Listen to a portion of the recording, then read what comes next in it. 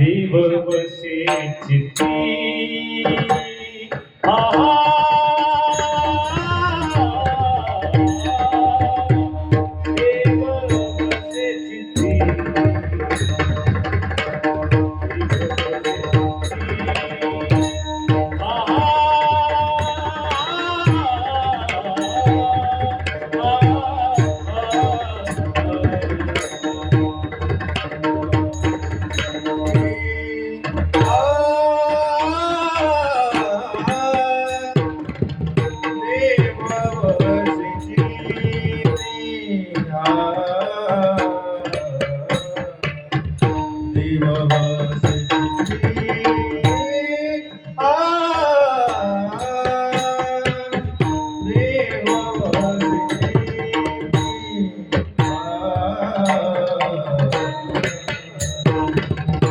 देव बसे चित्ती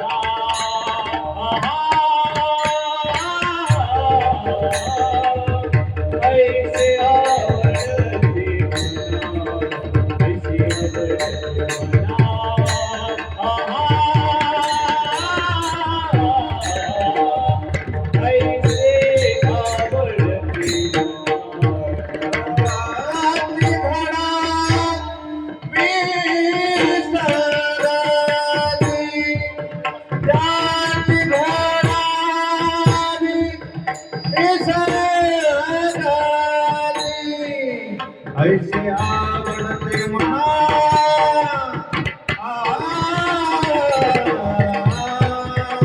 ऐसे आवडते मना ऐसे आवडते मना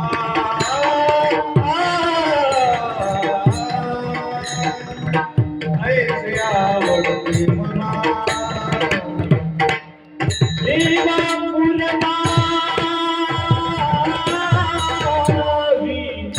देवा बसना देवा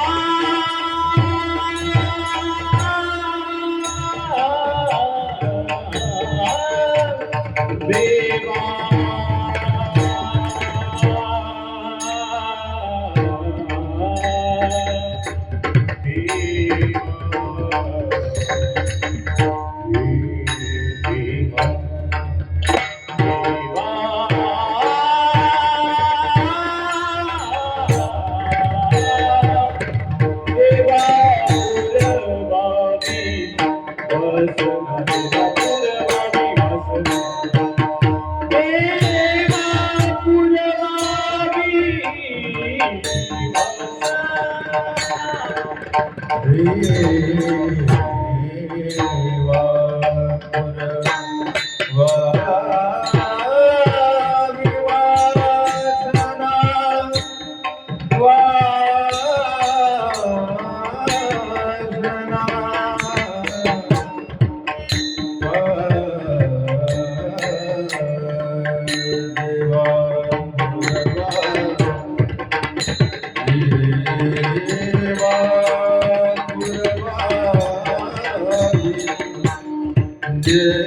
देवा पुरवा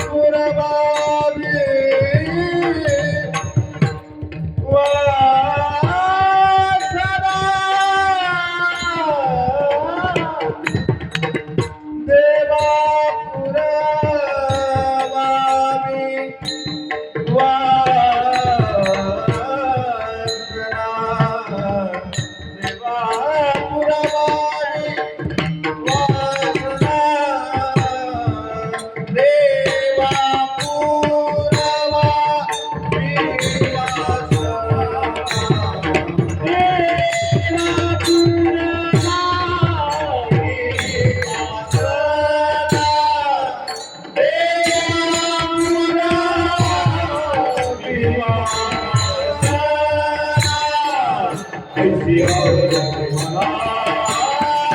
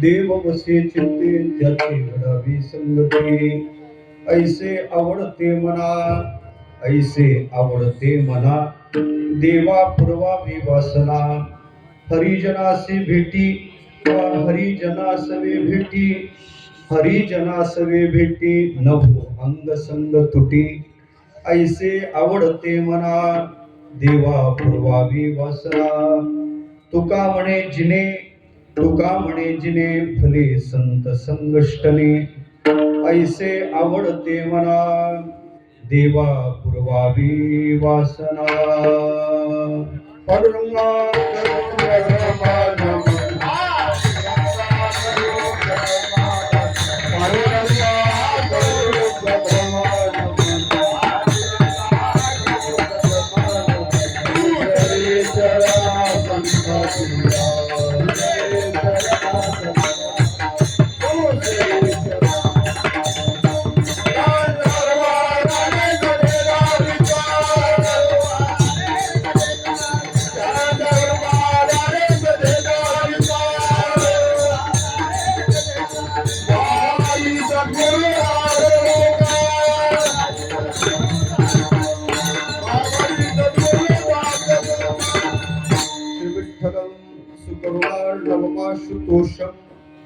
दिनेष्टपोषणं मगसहन्ति सिन्धुशोषं शिरुक्मिणी मतिमुषं पुरुषं परन्तं वन्दे दुरन्तचरितं हृदि सञ्चरन्तं ज्ञानेशो भगवान् विष्णु निवृत्तिर्भगवान् हरः सोपानो भगवान् ब्रह्म मुक्ताख्या ब्रह्मचित्कला कथं यातोऽसि वैकुण्ठं मानवं देहमत्यजन् तुकाराम महासाधु कृपया ज्ञापयस्व माम् सम्पाद्य ज्ञानं च विधाय भक्तिं विलोकितो येन समाधिराजः वैराग्यवन्तं सुविचारयुक्तं नमामि जोगं शिरसा गुरुं तं विठला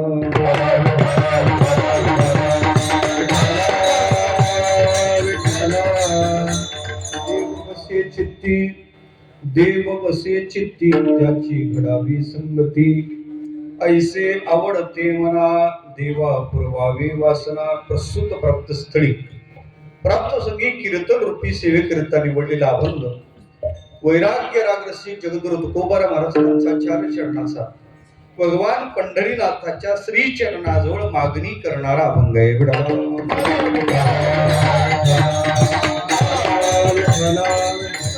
आरंभ करण्यापूर्वी परिहार द्यायचा तोसा दरवर्षी प्रमाणे याही वर्षी मोठ्या आनंदात भगवान परमात्म्याच्या कृपेनं साधू संतांच्या आशीर्वादाने ग्रामदैवत भगवान भैरवनाथाच्या कृपेनं हा भक्ती उत्सव मोठ्या आनंदाने चालू झालेला आहे. आज उपांत्य दिवस, उद्या प्रसाद आहे, काल आहे. खरं या उत्सवाचं पर्वत आलंय माझं पाहण्यात गोंधळ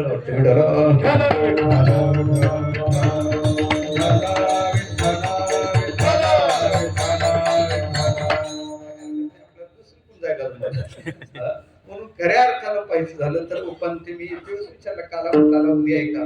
खऱ्या अर्थानं आजचा हा प्रासादिक अशा स्वरूपाचा दिवस 6वा दिवस, उद्या 7वा परवा 8वा.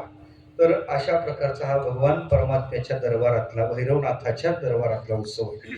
विशेषत्वाने या उत्सवाचा औचित्य निमित्त हेतू काय तर 2 संतांचा निर्याणाचा उत्सव आहे.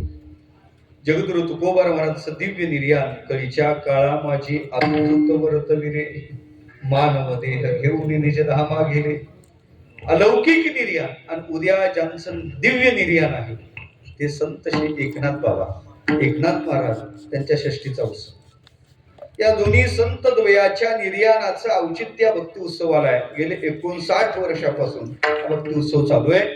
विशेषत्वानं पाहायचं झालं तर आजची सेवा समस्त ग्रामस्थ मंडळ आमचे हरिभक्ती परायण बाळू महाराज यांच्या द्वारा माझ्याकडे आलेली. गंधर्वासारखी गायक मंडळी, इंद्रासारखे दोन्ही अजित महाराज आणि सुजित महाराज, मृदंग मनी अर्थात मृदंग महर्षी दोघे माझ्या पुढे बसलेले. कधी कधी इंद्र कसा मृदंग वाजवत असेल तर म्हणे असाच वाजवत असेल असं गोड अशा प्रकारचं आपल्या भागाचं वैभव अशी दोन्ही गोड मृदंग वादक आहेत. गंधर्वासारखी गायक मंडळी आहेत, इंद्रासारखी वादक आहेत, परीक्षितीसारखे जाणते पारमार्थिक सगळे श्रोते आहेत. आपल्या मर्यादित चिंतन करायचंय. 1-1.25 तास 1.5 तास मला वाटते वेळ राहिलेला आहे. संतांच्या निर्याणाचा उत्सव आहे. संतांचं निर्याण आणि सामान्याचं जाणं हे सारखं नाही. प्रारब्ध संपलं का तुम्हाला जावं लागते. शरीर हे प्रारब्ध क्षयाची वाट पाहते. कुठं संपेल आणि कधी संपेल सांगायला जमत नाही. प्रारब्ध संपलं का देहपात होतो हे सामान्याचं निर्याण आहे. पण सामान्याचं मरण आणि साधूचं निर्याण हे सारखं नाही बरं का. आपलं मरण म्हणजे काय, आपलं मरण म्हणजे मरणच. म्हणजे काय, एकदा गेलो पुन्हा काही नाही. मी नेहमी सांगत असतो आपलं स्मरण किती दिवस ठेवतात, वर्ष श्राद्ध होईपर्यंत. पिता जर पिता नसेल तर विठ्ठल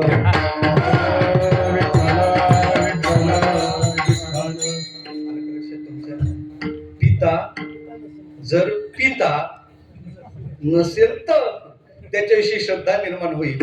आणि 1 वर्षापर्यंत मुलं अतिशय आनंदानं आपल्या चित्तात त्याचं स्मरण ठेवतात. पण मला नाही वाटत पुढं बापाची तिथे पोरा लक्षात राहते.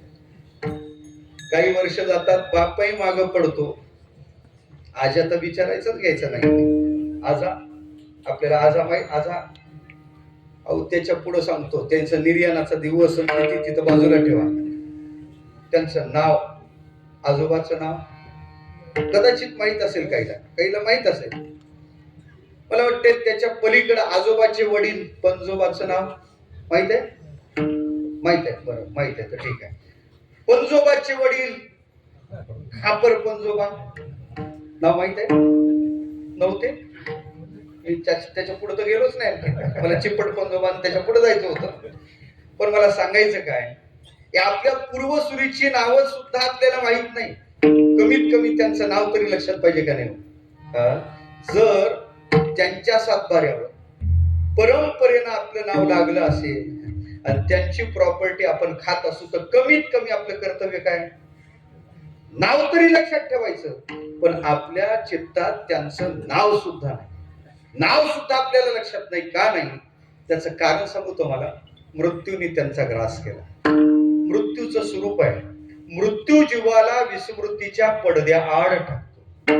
मृत्यूचं स्वरूप भागवत सांगते, मृत्यूर अत्यंत विस्मृती. मृत्यू जीवाला विस्मृतीच्या पडद्याआड टाकतो. मृत्यू कालांतराने आपला सुद्धा विसर या जगाला पाडणार आहे. मृत्यू जगाला विसर पाडतो देवा, पण त्या मृत्यूमध्ये ताकद नाही. त्या काळात ताकद नाही साधूकडे जाण्याची. साधूचं विस्मरण ते पाडू शकत नाही. 375वा निर्याणाचा उत्सव आहे. 400-450 नाथबाबाचा हा भक्ती उत्सव आहे. मला सांगायचं काय? म्हणून तर आमचे संत म्हणतात, जगाला जो काळ भक्ष्यस्थानी ठेवतो त्या काळाच्या डोक्यावर आम्ही माथा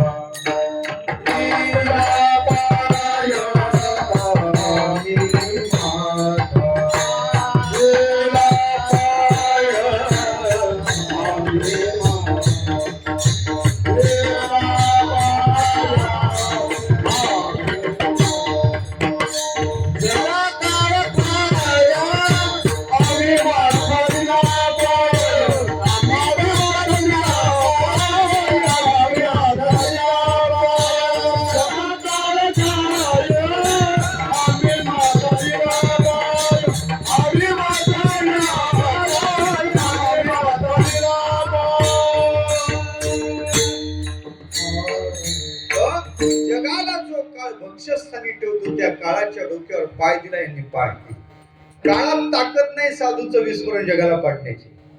जिंकून या काळा वरी गेले भूमंडळा.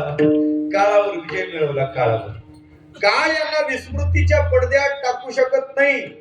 तो काळ आहे का ज्या काळात उद्याच आठवत नाही, काल काय झालं ते आठवत नाही, परवाच सोडून द्या. पण त्याही काळात साधूचं स्मरण का आहे जगाला त्याची जाण आहे. साधूच्या काही गोष्टी राहतात तेव्हा. साधूची धवल कीर्ती राहते, साधूची अचल समाधी राहते आणि साधूचं विमल ज्ञान राहते. साधूची धवल कीर्ती राहते, आमची ती राहत नाही. आमची प्रसिद्धी असते, आमची कीर्ती नसते, चिटकवलेली असते. साधूची धवल कीर्ती, म्हणून कीर्ती तनुला हात लागत नाही. पाहिल्या त्या कीर्ती जगा माझी कीर्ती राहते. साधूची अचल समाधी राहते. साधूची समाधी गेले संत आधी राहिल्या समाधी, त्यांच्या समाध्या शिल्लक राहतात. आणि मला वाटते साधूचं विमल शुद्ध ज्ञान शिल्लक राहते. गाथ्याच्या रूपानं तुकोबर आहेत, भागवताच्या रूपाने नाथबाबा आहेत, ज्ञानेश्वरीच्या रूपानं ज्ञानोबा आहेत. म्हणून ज्ञानाच्या रूपानं साधू शिल्लक राहतो. मग जग त्याचं स्मरण ठेवते. या 3 गोष्टी साधूच्या राहतात आणि या 3 गोष्टीचा आपला काही कार्यक्रम सुतराम संबंध नाही, म्हणून आपलं काही राहत नाही. म्हणून त्यांचं स्मरण आहे. मोठा भक्ती उत्सव आहे आणि हा परिसरही तसा भाग्यवान आहे. तुकोबाराच्या जवळ साहेब, तुकोबारा याच भागात फिरले असतील ना, तुकोबारा गावागावात गेले असतील महाराज. तुकोबाराने भक्तीचा जागर, या भक्तिरूपी महोदधीचा उदो उदो प्रत्येक गावागावात जाऊन तो जागर मांडला असेल, केला असेल. म्हणून आपण सुद्धा ते स्मरण ठेवून हा भक्ती उत्सव मोठ्या आनंदात करत आहात. त्याच्यासाठी निवडलेला आजचा अभंग आहे. त्या संतांची मागणी, संतांची संगती आपल्या जीवनात प्राप्त व्हावी.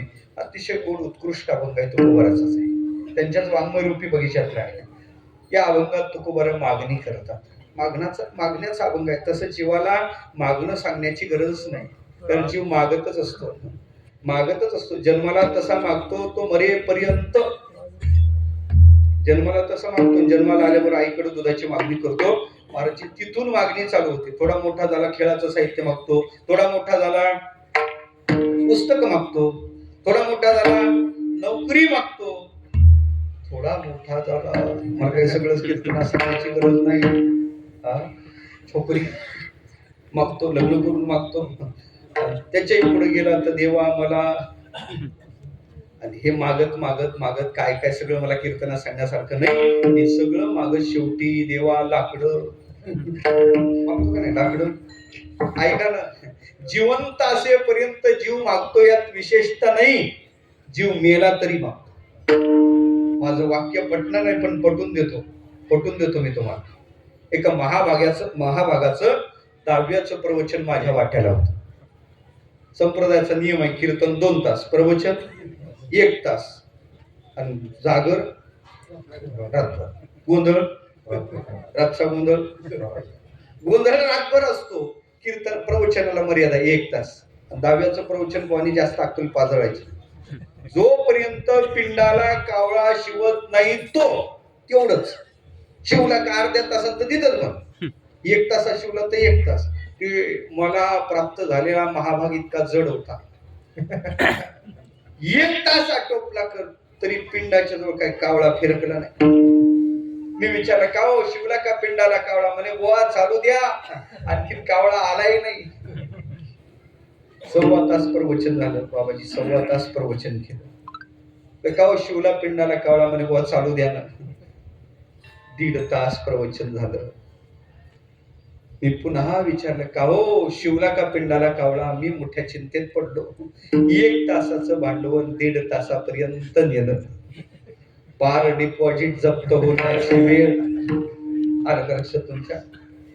आता मोठा मला प्रश्न पडला. मी पिंडाला कावळा नाही शिवला तर आपल्याला शिवल्याशिवाय राहणार नाही. मी चिंतातुर अवस्थेत, सचिंत माझी मुद्रा. एका श्रोत्याने पाहिल्याने बुवा पिंडाला कावळ्या शिवण्याची जबाबदारी पठ्ठ्या घेतो. फक्त प्रवचनातून सुट्टी द्यायला बरं झालं. 1.25 तासानं होईन का मला भेटलास. मी सुटकेचा निश्वास टाकला. काय हरकत नाही, चटकन उठ जा कुठं जायचं ते. लगेच उठला, गाडीला किक मारली. गाडीला किक मारून डायरेक्ट दुकानात गेला. दुकानात गेल्याबरोबर 1 बॉटल खरेदी केली, बिस्लरी पाण्याची नाही. आलं लक्षात तुमच्या? न सांगता तुम्हाला तुम्ही ती बॉटल खरेदी केली, पिंडाच्या दिशेनं निघाला देवा. आणि जसा जसा पिंडाच्या जवळ येऊ लागला पाठोपाठीच कावळा. त्याने गाडीला ब्रेक केला का? त्याने गाडीला ब्रेक. पिंडाच्या जवळ आला, बॉटल टेकवली रे टेकवली का पिंडाला कावळा शिवला. आता मी तुम्हाला विचारतो, हे बॉटल जिवंत असणाऱ्याने मागितली का मेलेल्याने? काय म्हणणं? मी बहिर आहे, मला ऐकायला कमी येते. सध्या सर्दी झाली तरी ते आणखी कमी झालं. कोण मागितली? जिवंत असणाऱ्या. जिवंत असणारा नाही, तो गेला. 10व्याचं प्रवचन करत होतो मी. आलं लक्षात? म्हणजे ऐका, जीव जिवंत असेपर्यंत मागतो यात विशेष नाही. जीव मेला तरी मागतो.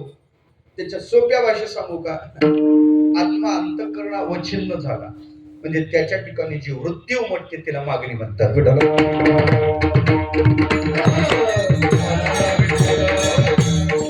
आत्मानं चेत विजा, ऐका, आत्मानं चेत विजानीया दैवस्मिती पुरुषा किविच्छन कस्य कामाय. शरीरम अनुसंजरेत. पुरुष आत्मत्वानं स्वतःला जाणेल तर इच्छाच उत्पन्न होणार नाही. अहंकाराचं आणि चिदात्म्याचं अविवेकाने ऐक्य होते, मग त्याच्या ठिकाणी जी वृत्ती उमटते तिला मागणी म्हणतात. अहंकार चिदात्माना वेकी कृत्य अविवेकता. इदम मे स्यात् इति इच्छा काम शब्दिता. त्याला काम म्हणतात, त्याला मागणी म्हणतात. अहंकाराचा आणि चिदात्म्याचं अविवेकाने ऐक्य होते. अहंकार चिदात्माना शास्त्र बोलते ऐक्य होते पण अविवेकाने. आणि मग त्याच्या ठिकाणी वृत्ती उमटते, मला हे असावं ते असावं. इदम मे स्यात् इति इच्छा. अशी जी इच्छा आहे त्याला काम, त्याला मागणी म्हणतात. जीव मागतो, जीवाच्या मागण्याचा विचार नाही. जीव काय मागतो, जीव काय मागेल, जीवाच्या मागण्याचा विचार नाही. आज मागण्याचा विचार आहे साधूच्या. तुमच्या आमच्या मागण्याचा जे नेहमी मागतात त्याचा काय त्याचा विचार करायचा. आज संत मागतात, आज तुकोबाऱ्या मागतात. आज तुकोबाऱ्याच्या मागणीचा अभंग आहे. वाचूयात पाहिजे झालं तर मागू नये. तुकोबाऱ्यासारखे मागू नये. का मागू नये त्याचं कारण सांग. मागण्यासाठी जे भांडवल लागते ते तुकोबाऱ्याकडे सिद्धच होत.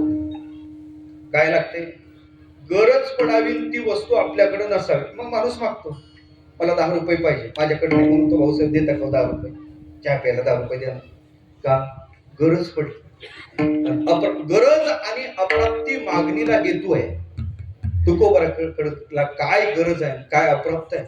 जगाचा मालक राम्यागड्यासारखा नांदतो. रिद्धी सिद्धी ज्यांच्या घरात पाणी भरतात, काय कमी आहे, काय कमी आहे. परमार्थात अतिशय उत्कट फळ असणार मोक्ष, ते सुद्धा ज्यांच्या घरात राबायला तयार आहे. मोक्ष आम्हा घरी कामारिते दासी, आणि आम्ही सांगू तसं करतात.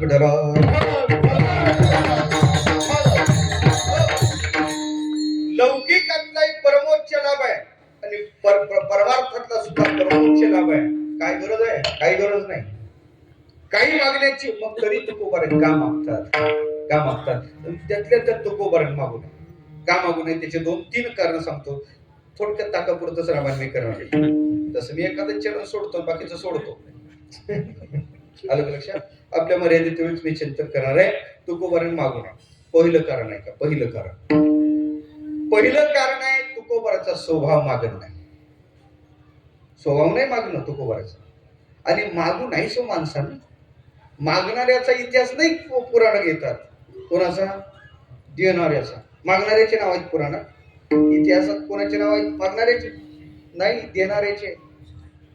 देणाऱ्याचे इतिहास आहेत. त्या कर्णाच्या बाबतीचा कर्णाचं सांगतात. दातृत्वाच्या बाबतीत कर्ण श्रेष्ठ आहे. किती दानशूर होता म्हणे. एकदा नाभी दादा दाढी करायला बसले, अर्धी दाढी झाली.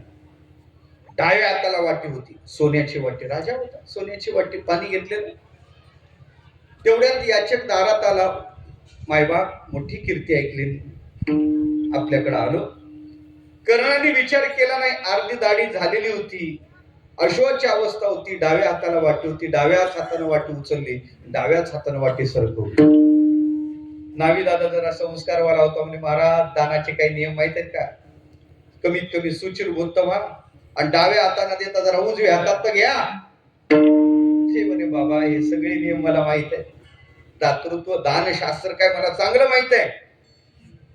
पण खरं सांगू का, सुचिरभूत होऊन येईपर्यंत ही वृत्ती जर माझ्या ठिकाणी राहिली नाही तर, आता तो मला मागायला आला आणि आता मला देण्याची वृत्ती झाली, सुचिरभूत व्हायला गेलो त्याच्यात ती वृत्ती गेली तर दातृत्व आहे कर्णाचं. दातृत्व. एकदा मित्राची पत्नी, दुर्योधनाची पत्नी बाहेर गेली, आणायला कर्णाला पाठवलं. याला काही काम असते.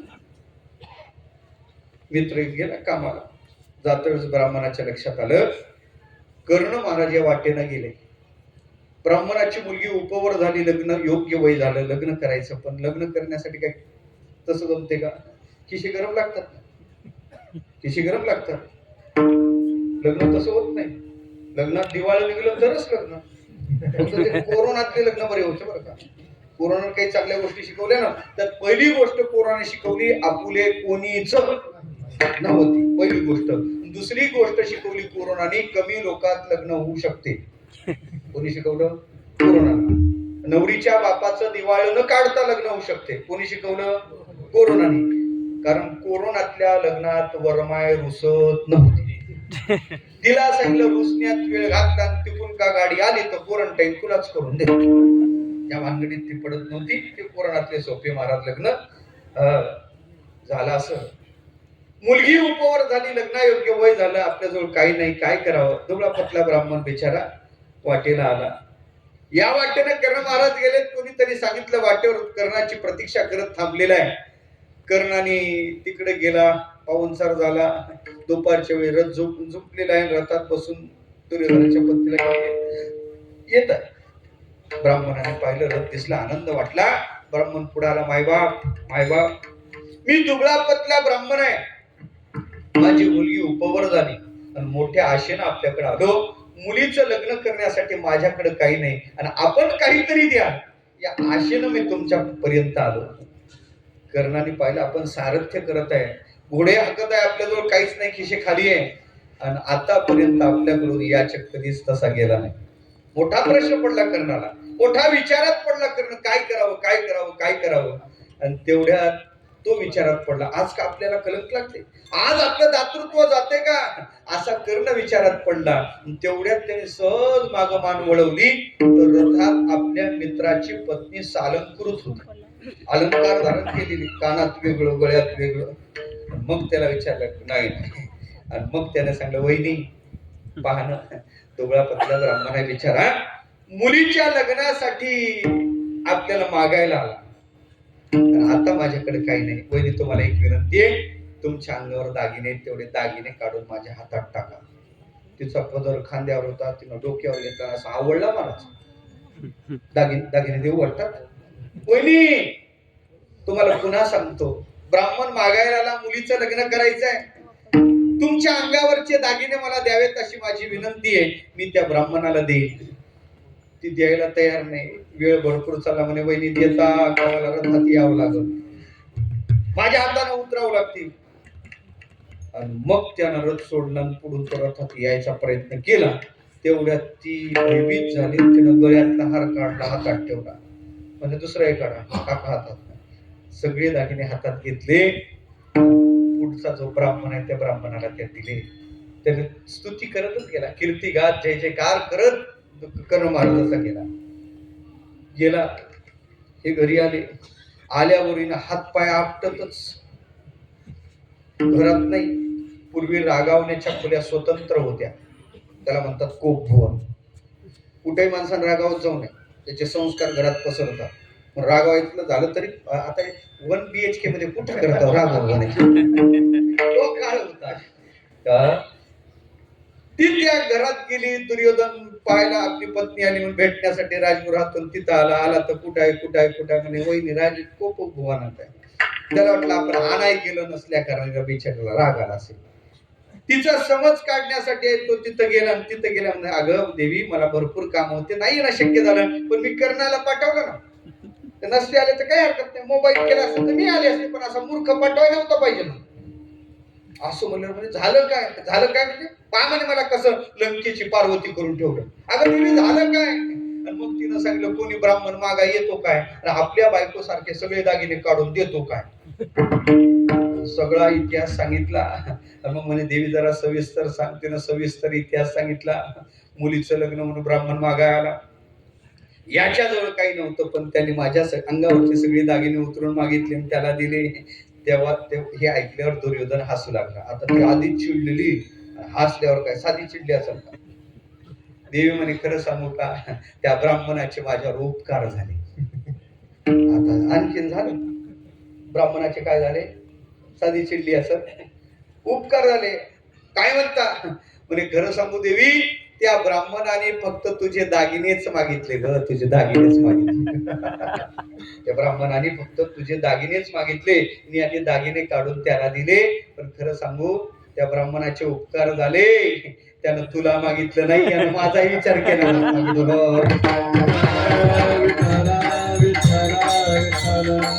त्यानं जर तुला मागितलं असतं तर यानं विचार केला असता मित्राला दुसरी करून द्यायचं.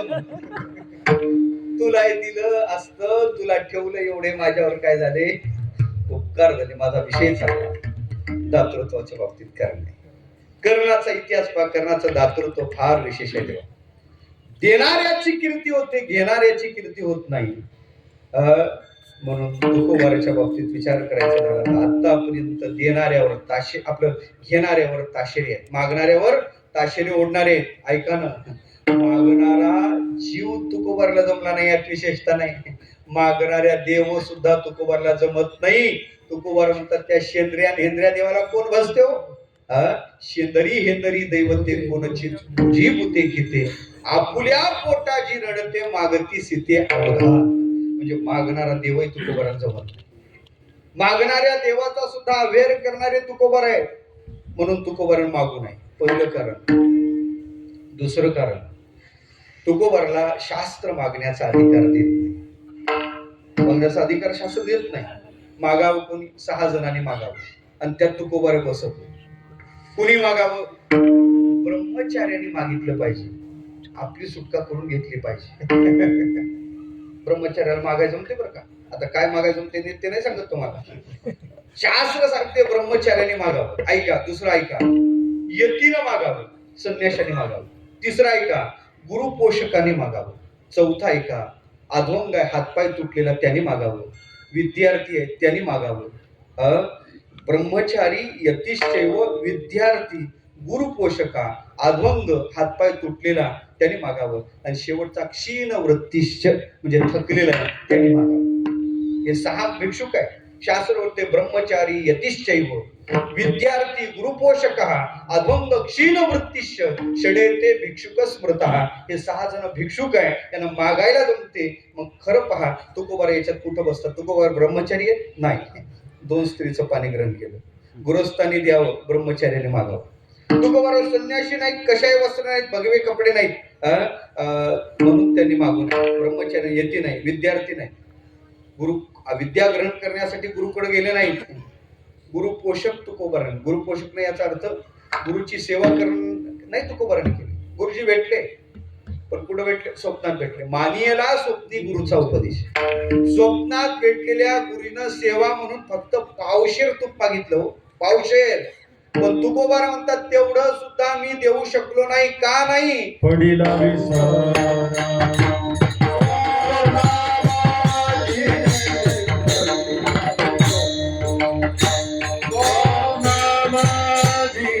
पडिला विसर स्वप्नवादी पडिला विसर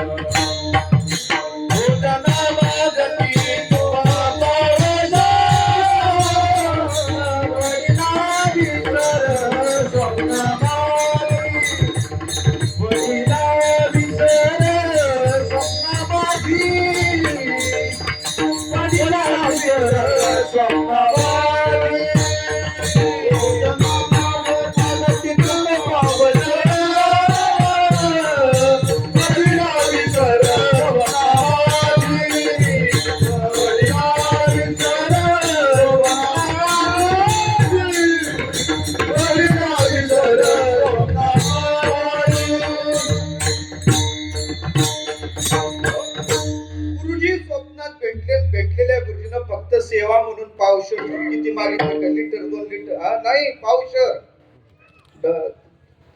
डपान ते तर नाहीच मागितलं, पावशेर मागितलं. तरी तुकोबार म्हणतात तेवढं सुद्धा मी करू शकलो नाही, कारण सगळा घटनाक्रम आहे स्वप्नातला. पडिला विसर स्वप्ना माझी, नाही देऊ शकलो. मला सांगायचं का? गुरुपोषक तुकोबार. ब्रह्मचारी नाही, यती नाही, विद्यार्थी नाही, गुरुपोषक नाही, अध्वंग हातपाय तुटलेले तुकोबार नाही, आणि क्षीण वृत्ती म्हणजे थकलेले तुकोबार नाही. तारुण्यात दिव्य निर्याण तुकोबाराचं आहे. पण खऱ्या अर्थाने हे 6 गुण त्यांच्या ठिकाणी मागण्याचे नाही. मग ते का मागतात? आणि शेवटचं सांगू, तुकोबार का मागू नाही? तुकोबाराच्या वाडवडिलाची परंपरा मागणाऱ्याची नाही. काही मागणी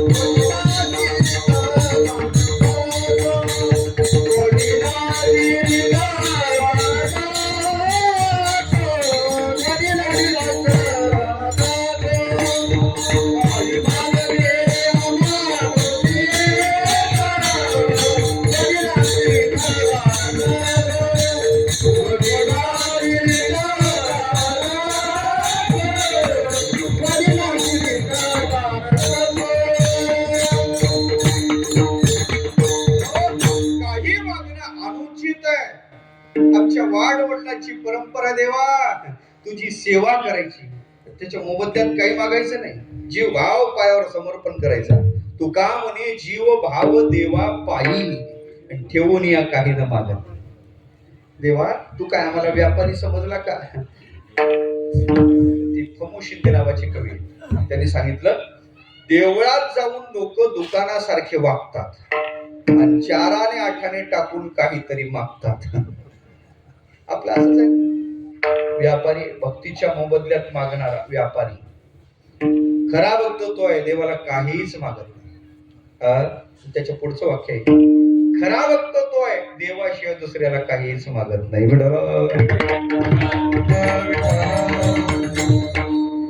सगळा गोशवारा घेता तुकोबारा मागतात का, तर त्याचं सरळ उत्तर देतो, तुकोबारा मागतच नाही.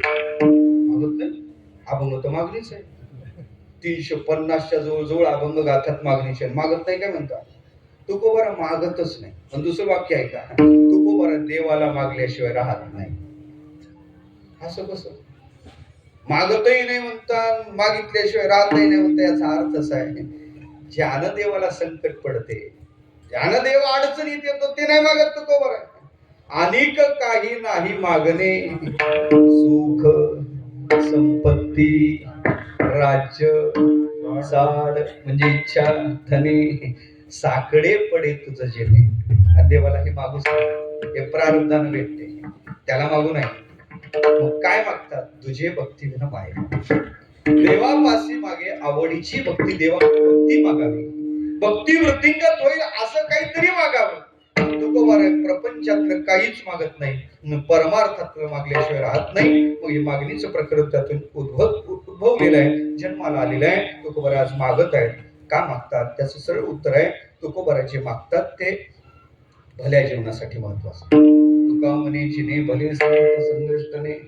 आणि मला वाटते जीवन भलंच जगलं पाहिजे, जीवन भलंच जगलं पाहिजे. व्यर्थ जीवन जगण्यात अर्थ नाही, भलं जीवन व्हावं. जीवन भलं होण्यासाठी 2-3 गोष्टीची आवश्यकता आहे. भलं जीवन जगण्यासाठी भल्याच्या सहवासात जावं लागतं.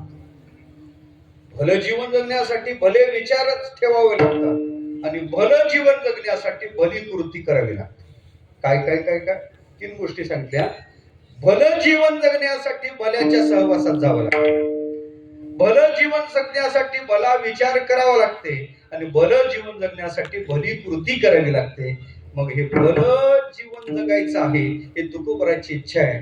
सगळ्या जगाचं जीवन भलं व्हावं याच्यासाठी संगती भली केली पाहिजे. आणि ती भली संगती जर का असेल, त्या अभंगाच्या पहिल्या चरणात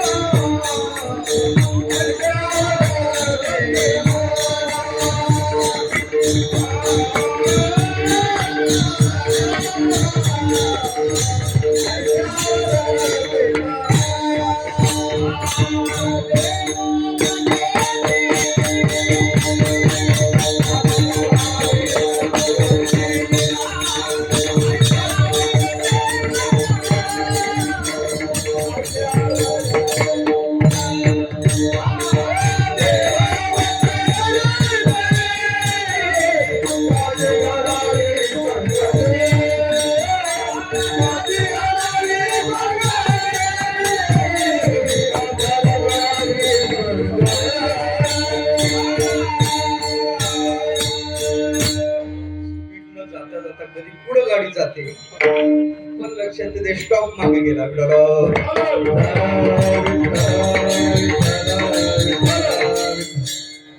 चांगलाय आनंद आहे भजनाची वृत्ती अंतकरणात हे विशेष आहे लक्षात घ्या.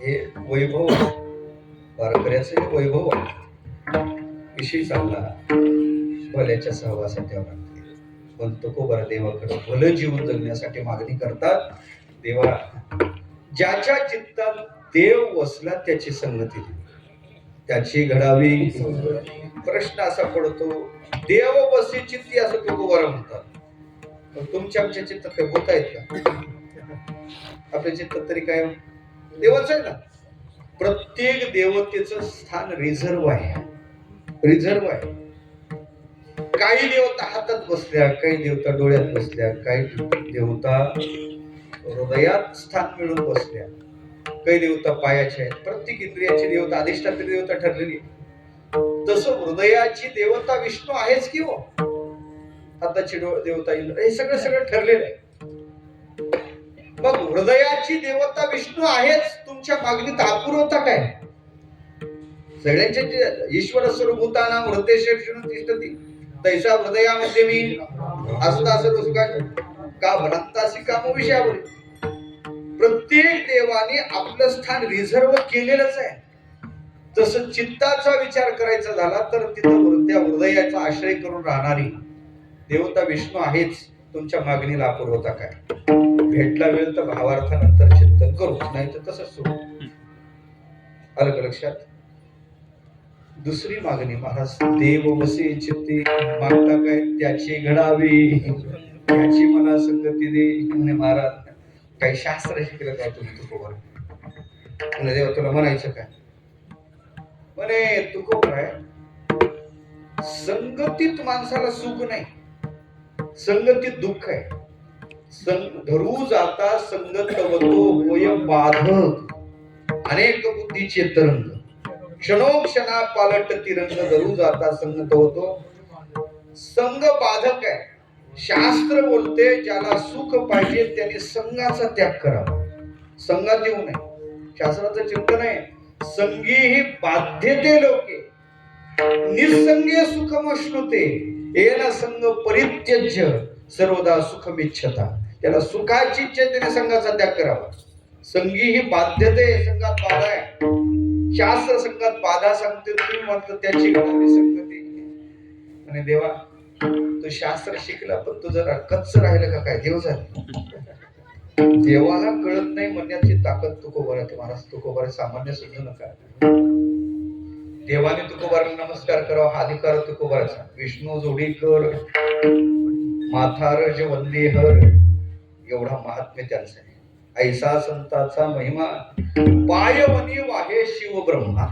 ही विशेषता आहे जया पूजिले आदर देवानी पूजा करावी तुकोबाराची पूजा देवानी करावी एवढे तुकोबार आहे नाही नाही देवाला आशीर्वाद देण्याचं सामर्थ्य तुकोबार आहे चाले नारायणा खाली दंडवत आपुल्या कल्याणा लागून देवा मला नमस्कार कर मी तुला आशीर्वाद देतो हागे माझा आशीर्वाद आमच्या नांद भाग्याने आमचा आशीर्वाद घे काय सामर्थ्य हो सामर्थ्य कोणाला म्हणतो का मग पड माझ्या पाया तापवा पाबर म्हणून पाबर माझ्या पाया पड म्हणून पाबर काय होते पाहू परिणाम ताकद नाही जगाचा मालक आहे जगाचा मालक करतुम अन्यथा करतुम शक्ती त्याच्याजवळ आहे त्याला तुकोबार म्हणतात तुम्हाला नमस्कार कर मी तुला आशीर्वाद देतो काय सामान्य सामर्थ्य आहे भारतीय ऋषीचा वैभव आहे महाराज वैभव तुका म्हणे आम्ही देवाहुनी बळी ठेवून निराळी आशा झालो ते तुकोबार आहे तुकोबाराय म्हणतात, देवा तुझा अभ्यास कच्चा आहे. देवाला तुला कळत नाही म्हणण्याचं ताप सामर्थ्य यांच्यात आहे. तुला कळत नाही, काही गोष्टी कळत नाही देवाला. काय कळत नाही?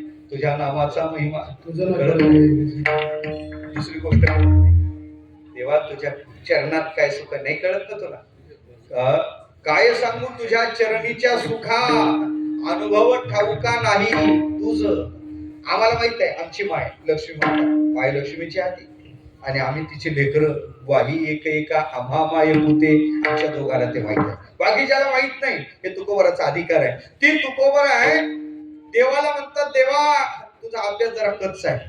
हा मला म्हणतात, अहो मला सर्वज्ञ सर्वविद शास्त्र म्हणते, मला सर्वज्ञ म्हणून माझ्यावर लेबल आहे. शिक काय म्हणे, सगळे शिक्क्यावाले काय तसेच असतात का? विठ्ठल